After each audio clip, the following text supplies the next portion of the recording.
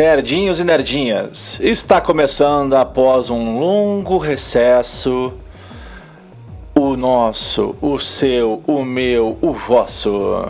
Sempre essa introdução idiota. Eu já até esqueci o nome do podcast, tô brincando. Estamos de volta, o Cosmos voltou. Estamos aqui hoje, nesse dia fantástico, para mais uma aventura espacial, sideral, misteriosa, com pitadas de Indiana Jones. Eu sou o Felipe Valer e agora temos com vocês o nosso caçador de histórias, The Wells.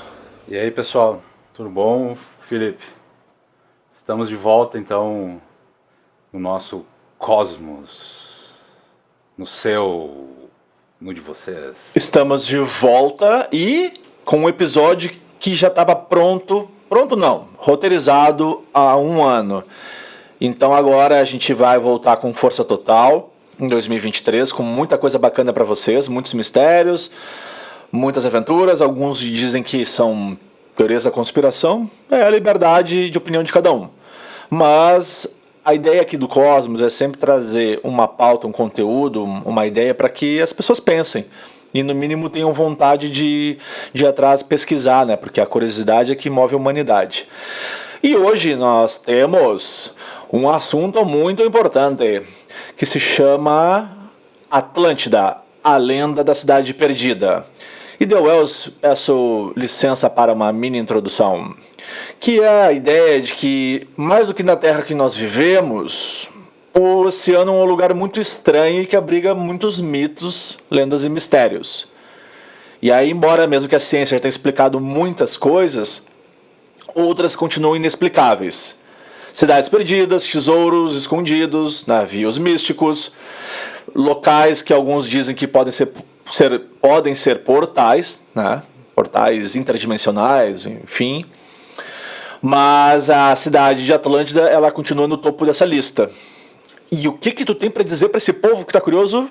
Bom, o que eu posso dizer é o seguinte: algumas pessoas, que nem tu disseste antes, diz que é teoria da conspiração ou é uma questão de Magic Mushroom Lovers, né? Mas o que a gente pode conversar de certeza é que é tudo baseado em dois diálogos de Platão, né? Tudo surge a partir desses dois diálogos, que é o Timaeus e o Critias, né? Que ao longo da nossa conversa a gente vai tocar um pouco sobre isso, mas tem um dado interessante do significado da palavra Atlantis, né? Que ela deriva do grego antigo, que depois foi romanizado para Atlantis Nessos, ou Nessos, que significa a ilha de Atlas. Atlas que era um titã, né? E que daí deriva o nome do Oceano Atlântico, que significa Mar de Atlas. Eu já sou um pouco mais respeitoso. E ele não muito era bem, um titã, muito ele bem. continua um titã. Senão eu não estaria aqui fazendo um episódio. As pessoas acham que a mitologia é o passado. Não, a mitologia é o presente. Todos os titãs continuam existindo. Só que ao longo do tempo a humanidade, né, foi esquecendo como tudo aconteceu. Essa parte que tu falou do Platão é aquela, enfim, é o diálogo que estão nos textos, né, nas citações dele, mais ou menos em torno de 2.300 anos, que foi o Solon, que era um administrador grego, mais ou menos uns 160 anos do Platão. Ele já sabia, já tinha escutado essa lenda que vinha de uma cidade que existiu 9.000 anos antes, e a ideia, a teoria, enfim, a lenda de Atlântida é oriunda do Egito. E aí esse legislador, o Solon, quando ele escutou, ele foi passando em alguns registros até que chegou lá como uma lenda popular, uma teoria da conspiração grega, a existência dessa cidade, que alguns diziam que era do tamanho do norte da África e que foi construída por Poseidon, como a ideia da cidade ideal. Na verdade, o que está escrito ali nos diálogos, que seria o que Solon contou, né? Quando ele voltou da sua ida lá para o Egito e tal, diz que ele foi para visitar o templo de Neith, lá em Sais. Isso aí, depois ele foi para o Chipre e tal, mas diz o que temos ali nos diálogos, que Atlântida era maior do que a Líbia antiga e a Ásia Menor, que a gente pode ver aqui no mapa que nós estamos mostrando, né? Aliás, para o pessoal que não sabe, se quiser ver um pouco dos mapas e das imagens que a gente colocar aqui no nosso podcast, também está no YouTube, não é isso, Valer? Diga-me. A versão do que vocês estão escutando, não sei se é numa plataforma de streaming de áudio, enfim, mas as imagens estão disponíveis na versão desse episódio para o YouTube. Daí a gente adiciona lá essa sequência que a gente vai comentar de mapas, de imagens, e aí fica teu direito, a tua curiosidade de ir atrás desse episódio. Mas a gente vai tentar explicar o melhor possível para quem está escutando e não vai ter, né, a condição de acessar visualmente. Na verdade, esse material. Que você que esteja nos escutando, vocês que estejam nos escutando, se interessem e utilizem suas pernas, né, sua imaginação e a sua curiosidade em ir atrás de toda essa história, né? Voltando um pouco aos diálogos, que são dois, que é o Timaeus e o Critias. No Critias é que, na verdade, onde mais se fala. No Timaeus é só citado um pouco. Na verdade, em ambos, o único que cita Atlantis é o Critias. Na verdade, são diálogos entre 4 pessoas: o Critias, o Sócrates, o Timaeus e o Hermócrates. Enfim, o único que fala sobre Atlantis é o Critias, no segundo diálogo, né? E ele cita na introdução, quando ele vai citando no início lá no início do Critias mesmo, do segundo diálogo. Ô Deuel, só para te dar uma embalada aí, enquanto recupera teus neurônios, tá, mas aí a pessoa fala assim, tá, mas aí o Poseidon criou Atlantis, ok, uma extravagância megalomaníaca do local perfeito, mas por que foi criado Atlântida?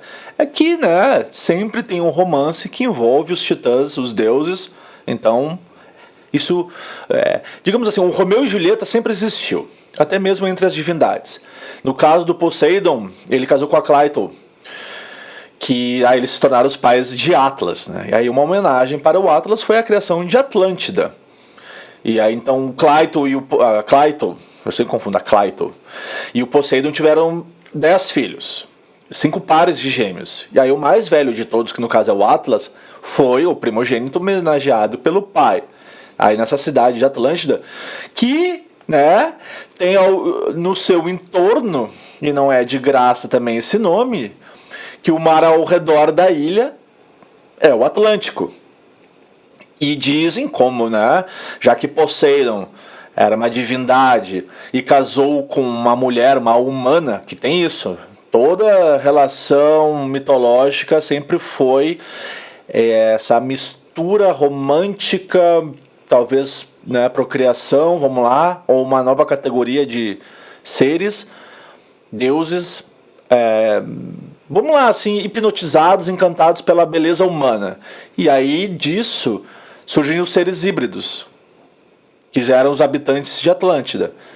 E o Platão, como tu disse antes, ele comentou, quando ele apresentou pela primeira vez, enfim, nos primeiros comentários, que Atlântida era o principal amigo de Atenas. Então, e em Critias, ele cita isso, que Atlântida era o principal inimigo de Atenas e que existia uma guerra quando Atlantis foi para cima da Grécia, na real de Atenas, mas foi para cima de Atenas.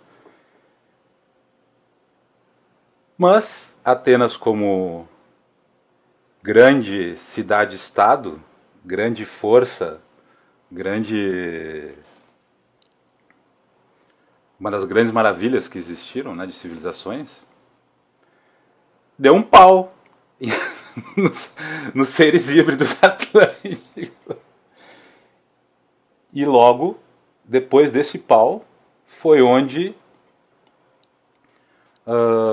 Atlântida se desapareceu, afundou, e daí vamos indo para várias ideias, várias teorias em cima disso, né? Isso que tu comentou sobre o desaparecimento de Atlântida. Eu já vi várias teorias, perspectivas, enfim, lendas. Talvez não seja lenda também. Que pode ter sido um terremoto, tsunami. Para quem assiste lá na animação da Disney, existe uma animação da Disney chamada Atlântida, né? Atlantis, que por sinal é muito legal, recomendo. Me conte um pouco. Apresenta. Tu já me recomendou esse filme, eu não assisti. Agora eu tô curioso no que tu viu ali de simbologia que pode nos trazer no dia de hoje. Fala um pouco desse. Eu tô curioso nesse daí. Vou tentar ser bem rápido. O que eu entendi? Vamos lá, né? O que me chamou a atenção na animação. Primeiro que a Atlântida ela não deixou de existir. Ela continua existindo, mas, digamos assim, ela não pode ser revelada a existência, ou não querem que seja revelada a existência. Ficaram lá como um povo secreto no fundo do mar. Só que não é só um fundo do mar. Existe toda uma tecnologia além da nossa imaginação, desde campo de força para que a cidade possa ficar protegida das águas, um nível de tecnologia de levitação que, digamos, foi omitida da realidade nossa, né? Teve uma questão relacionada a um ápice tecnológico, talvez ligado a uma energia como se fosse nuclear, ou assim, uma cobiça por uma ascensão tecnológica, e foi isso que gerou um cataclisma. Alguma coisa deu errado, então assim, aprendam uma lição. Não se sintam assim tão não se coloquem senhores. à frente das divindades, dos deuses. Pode ser também. Então foi isso que aconteceu. Outros dizem que Poseidon puniu Atlântida, a sua grande obra-prima, e então assim, resolveram comprar briga com os deuses, e os deuses mostraram quem manda. Então o castigo foi a destruição de Atlântida. Uma animação muito legal. Eu já vi várias da Disney. Eu acredito que assim, se tu quiser tentar ter uma ideia rapidinha e fantasiosa de algumas teorias, de algumas características, é uma animação bem legal para pelo menos te fazer ficar curioso e ir atrás de mais informações. O que eu vejo também ali, em nenhum momento ficou claro essa questão que a gente tanto bate. Mas por que a gente fala tanto da localização? Eu não sei se a localização é o mais importante diante de todos os fatos. Eu prefiro me ater, talvez, qual ponto de evolução essa sociedade conquistou, e por que hoje, se eles alcançaram um nível além da nossa imaginação, onde é que está tudo isso e por que nós não temos acesso? Essa que é a minha grande pergunta, porque no filme, na animação, isso aparece muito, né? Certas tecnologias que são demais ali. Olhava os troços e, bah, que triste aqui. Tipo umas motos voadoras, toda uma tecnologia de levitação. Por exemplo, como é que tu faz para levantar uma super pedra? Tranquilo, existia uma tecnologia de antigravidade que, nossa, parecia uma bolinha de papel, assim, flutuando. Então, isso poderia estar relacionado a uma série de construções misteriosas no mundo que... Vou lá, para as pirâmides. Mas como é que construiu as pirâmides? Porra, mano. Tá ligado? Tem todas as teorias, mas será que não existia alguma que ajudava a criar essa energia de levitação e aí ficava fácil tu transportar? Não sei, tá? Mas essa animação ela te deixa bem curioso. Então, assim, eles fazem ali rapidinho uma observação de onde ela estaria localizada, teria tipo um acesso remoto, uma caverna, e aí tu chegava nesse lugar. Então foi como se tivesse uma bolha de ar no fundo do mar, né, com uma cobertura magnética, um campo de força, que protegia essa civilização. E eles também não estavam interessados em voltar a ter contato com a humanidade, com o que sobrou, que ficou na superfície. Só que daí tem uma coisa que eu já te mandei no ano passado, quando a gente estava montando o roteiro, que é a famosa estrutura de Richat, lá no deserto da Mauritânia, que é conhecido como o Olho do Saara, ou o Olho da África, que é um formato circular, né, na superfície, na terra, na areia, enfim, com 48 quilômetros de diâmetro. Só que daí quando tu começa a dar uma pesquisada no que seria o design que Poseidon criou para a Atlântida, ela era uma grande ilha com 3 anéis de água, 2 anéis de terra e que representavam 10 reinos, ou os 10 filhos de Poseidon. E quando tu pesquisa as imagens do Olho do Saara, mano, a primeira vez que eu vi isso eu fiquei apavorado com... Se vocês nunca viram... Com o que eu vi, resumindo. Imagens, eu recomendo que pesquise do Olho do Saara. Desculpa aí te cortar. Não, tranquilo. E o mais interessante é que essa região ela tem uma anomalia geomagnética e que já foi investigada até pela CIA em 1967. Agora, se foi investigado e terminou, ou foi investigado, e isso foi o início de uma série de pesquisas, eu já não sei dizer, mas eles pintaram na região nessa época, porque existem coisas lá que não são deste mundo, como diria um amigo meu. Então fica toda essa questão, porque a grande pergunta que todo mundo gosta de fazer e só fica martelando nisso: onde fica Atlântida, o local misterioso? Tem algumas bem rápido. Próxima ao Rochedo de Gibraltar. A outra é no Mediterrâneo, na costa da Espanha. A mais recente agora é na Antártica. Antártida é cerveja. Eu errei. Saúde. Também já teve a ideia de Açores, que se tu for pesquisar as imagens da ilha, nossa, é um lugar sinistro e que teria uma boa relação com a lenda de Atlântida. Dos mais próximos do que aparece nos diálogos. E hoje, né, se a gente tivesse um lugar para mostrar, ter como exemplo do que pode ter sido, o Açores seria a melhor representação. Mas também agora, como tu disse, né, tem a questão de Cádiz, que seria em algum lugar em águas da Espanha e do Marrocos.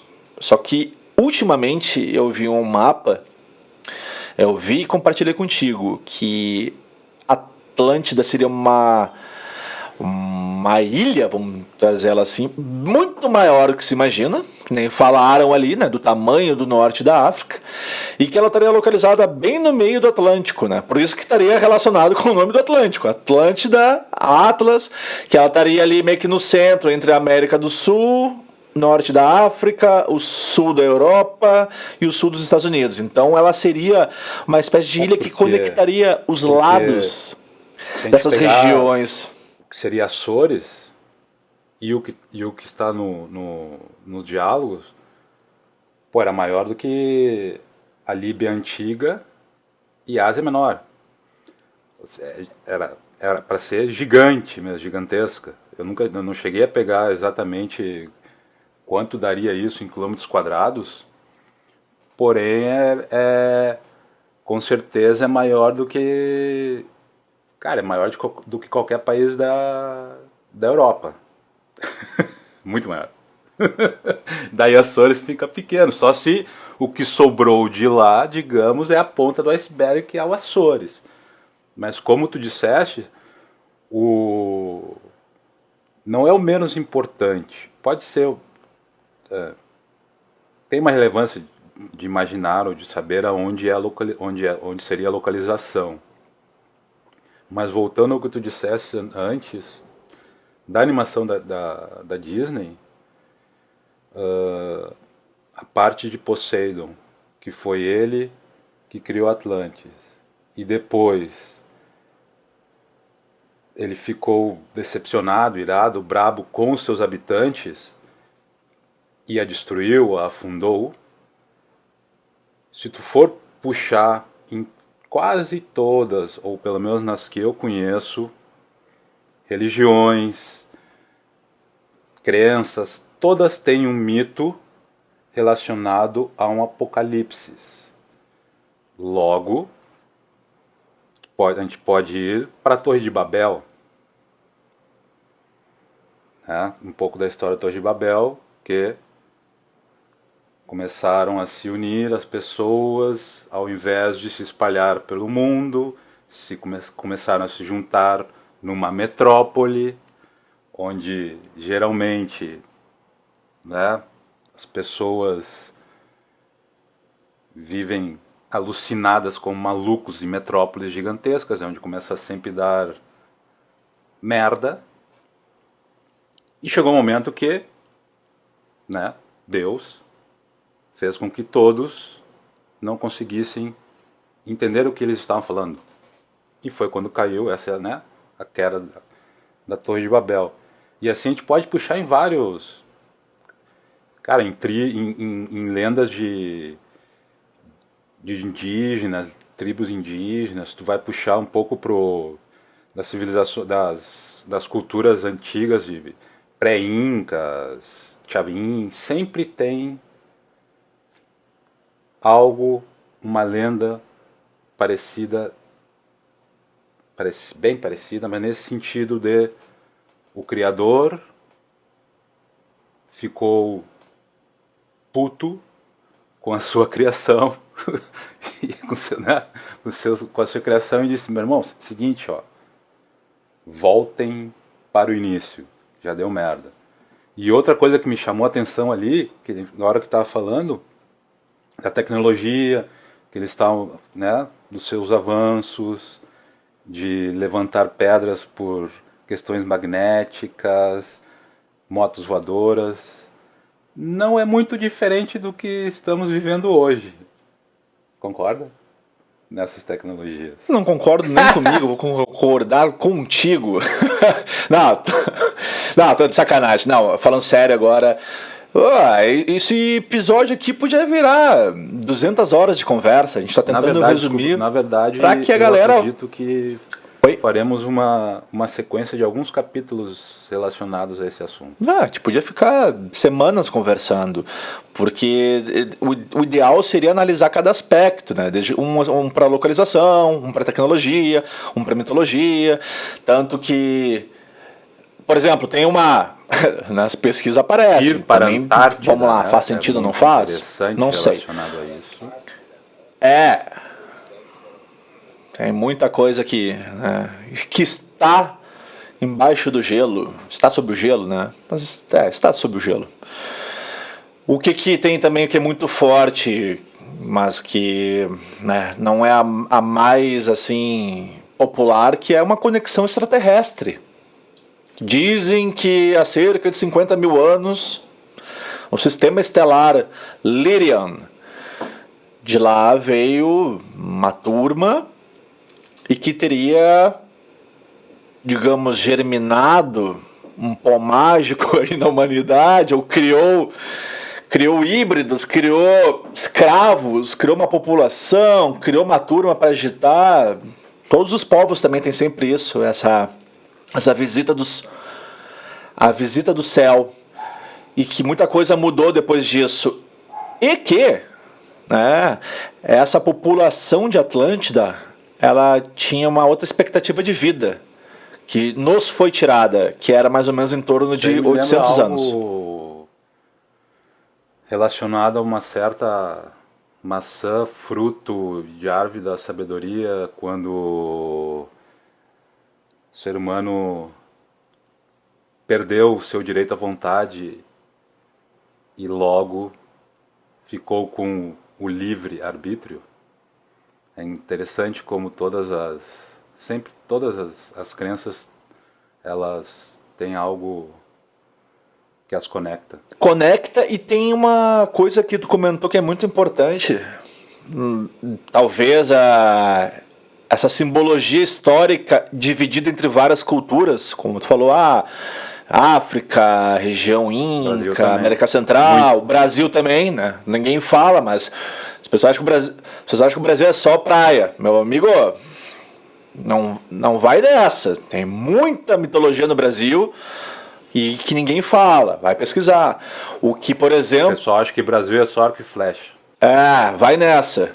Então o Brasil, enfim, regiões do Brasil, a própria Amazônia, elas têm uma participação histórica muito forte na história da humanidade. Mas, né, isso fica para um outro episódio. O que eu vejo que é muito interessante no que tu disse antes é o fato de que vários povos ou várias culturas sempre relatam grandes cataclismas.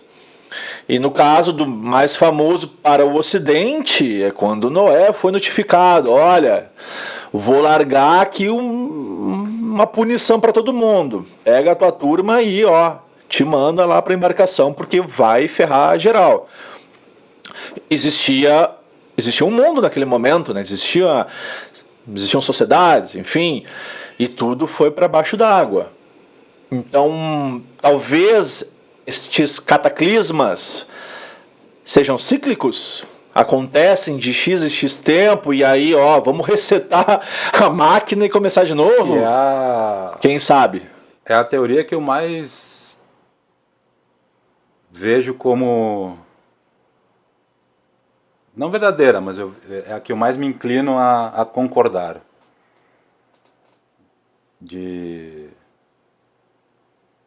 Chega algum momento que... E eu vou te dizer, não é necessariamente uma questão de destruição da humanidade por si só, inteira. Senão... Cara, se a gente vê terremoto, a gente viu o terremoto que teve na Turquia, aquilo ali, num contexto menor, se fosse só isolado ali naquela região, ali tu já tem uma destruição, um cataclisma, que poderia ser o de Moisés, que poderia ser o de Poseidon com Atlantis. Porque você não vai me dizer que aquilo ali não foi, né? Então eu imagino que seja, como são as culturas e as civilizações todas distribuídas pelo mapa mundi, as histórias são contadas pelas pessoas locais. Então, eu imagino que não seja um cataclisma geral de planeta, senão em cada cultura localizada. Bem interessante. Nunca tinha pensado pela lógica de cataclisma isolado. Ao invés de um global, tu ter regiões onde existiam culturas, povos, cidades, o que tu quiser chamar. Países, como hoje, países. Países, e aí, claro, hoje a gente usa a palavra país, mas antigamente era uma região, um povo. E existiam esses cataclismas que riscavam do mapa esses povos em lugares específicos. Claro, tinha mais coisas, mas aquele lugarzinho ali deu tchau pra história. E aí os que ficaram, fudeu geral lá pra galera lá daquele cantinho.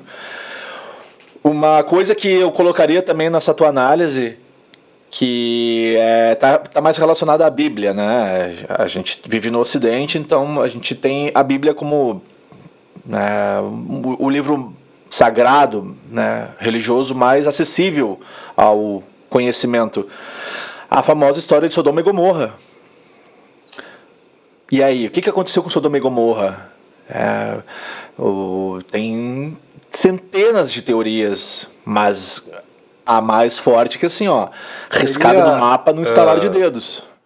Se alguém é se alguém é de algum desses lugares, ou mora de algum desses lugares, na verdade é só uma piada. Seria Sodoma e Gomorra Rio de Janeiro, São Francisco ou Amsterdã? Ou Bangkok? Eu vou traduzir a piada do The Wells. O que aconteceu na época de Sodoma e Gomorra? Foi o fim do tratado divino, né? Porque o pai criador, a força criadora, disse: olha, eu tenho algumas regras que vocês têm que respeitar. Se vocês aprontarem, eu vou vir aqui passar o chinelo. E veio passar o chinelo geral. Porque a sociedade estava completamente corrompida, podre, em todos os sentidos. E isso aí é uma coisa que é bem legal, que tu pode ver também.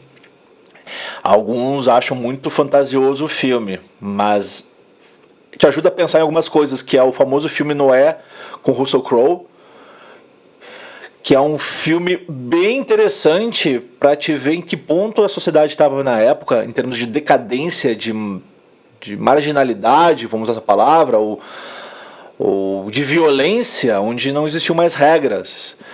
E aí veio a punição. Mas tem uma coisa que eu queria trazer, assim, tirando agora Sodoma e Gomorra, que é essa informação recorrente de lugares, povos que foram destruídos assim ao longo da história, que é um trechinho, né, do texto do Platão, onde ele fala sobre esse misterioso reino subaquático, que é a ideia do tamanho desconhecido da Atlântida. Então eu vou tentar fazer a voz do Platão, tá?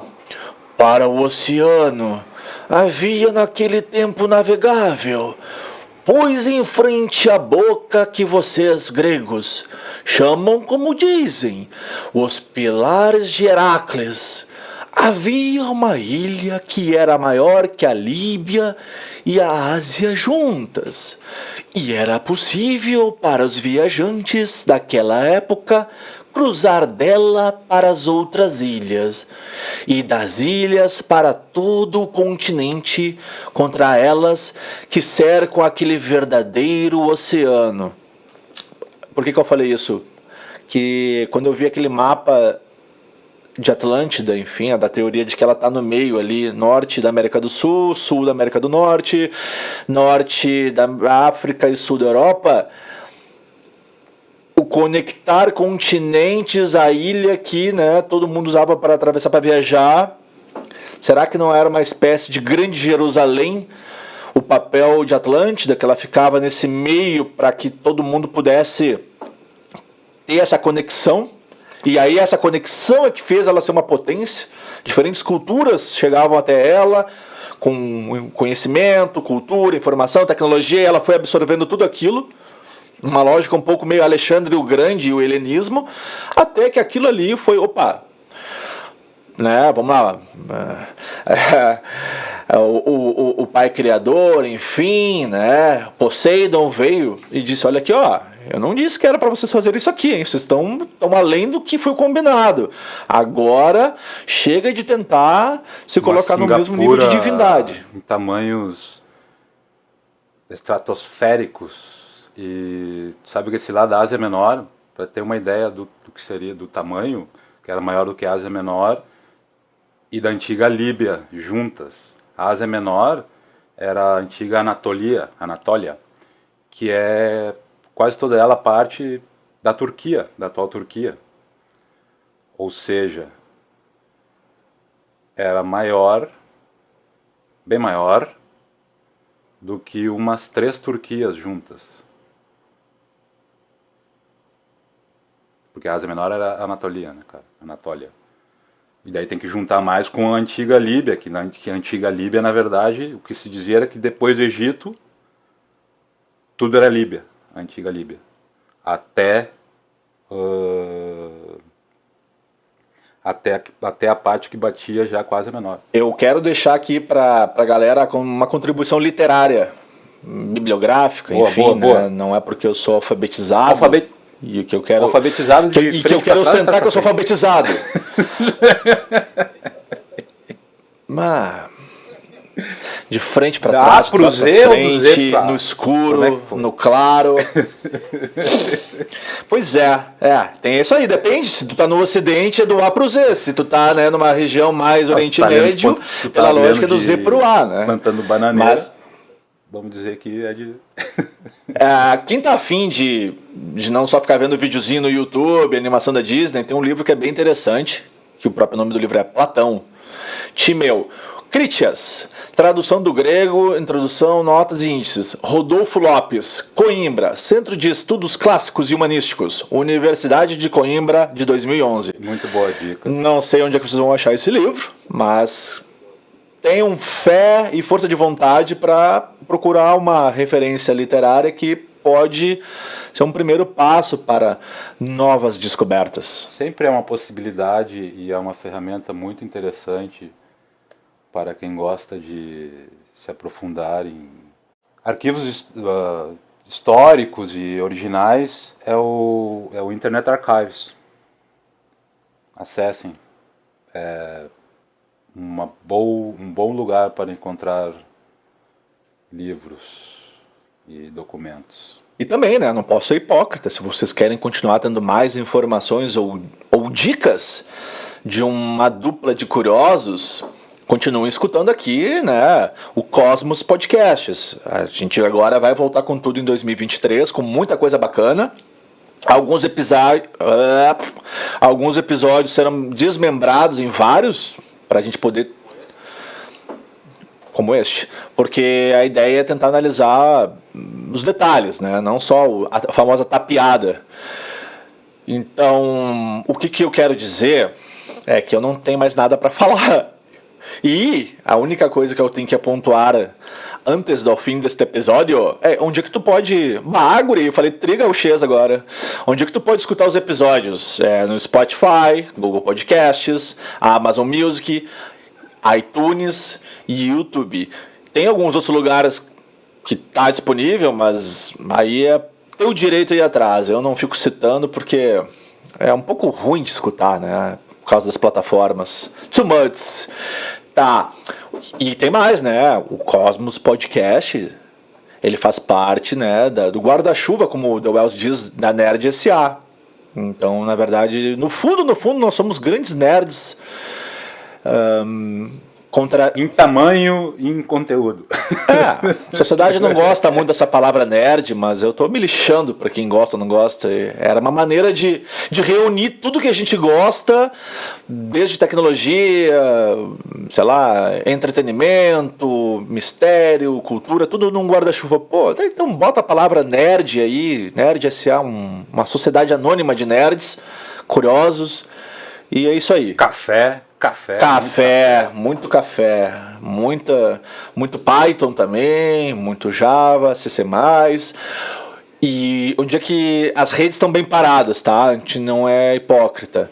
Então é no Instagram e no Twitter, é o mesmo @, NerdSA-oficial. Os conteúdos também vão voltar. A gente pede desculpas aí, porque na verdade, The Wells, a gente tem que contar, a gente estava preso na Lua, na Pica, na prisão interplanetária para correção de anomalias. E nosso advogado conseguiu aí pra gente ser solto e nós voltamos para a Terra agora. Por isso que a gente tá gravando o Cosmos. Por bom comportamento. E tinha isso aí, né? A gente ano passado tava tocando a Pica, que era um projeto bem legal. Ficou meio dúbio esse tocando a pica, viu? Tocando a pica ficou bem dúbio. Mas não tem como definir isso, né? Porque a pica é a sigla, né? Para prisão interplanetária para correção de anomalias. Eu já falei, mas eu gosto de repetir para entender o que é o sentido da palavra. E aí tinha esse projeto que nós analisávamos trailers. A gente dava algumas dicas e tentava estudar ali se era uma boa pedida ou não, enfim. Mas agora é o Cosmos. Então, galera, fiquem de olho aí nas plataformas que nós comentamos. Provavelmente os episódios vão ser quinzenais. A gente não consegue fazer mais do que isso, né? Até porque a gente faz do bolso e com o nosso tempo livre, mas com todo amor e carinho para vocês e com todo cuidado, para não vir aqui falar algumas bobagens. Mas, oi! Del Elzo, quer falar alguma coisa para terminar aí? Não, só que estamos de volta e como bom idiota que eu sou, I don't care, não me interessa, não le doy ni nada a pensamentos ajenos. Logo, traduzindo como bom idiota, eu só não me preocupo com pensamentos alheios. Não seja como eu. E eu vou terminar com aquela famosa citação, que para criar uma conexão com os ouvintes que vão entender a mensagem subliminar agora. A verdade está lá fora. Del Elzo, valeu pela parceria hoje, hein? Galera, até a próxima!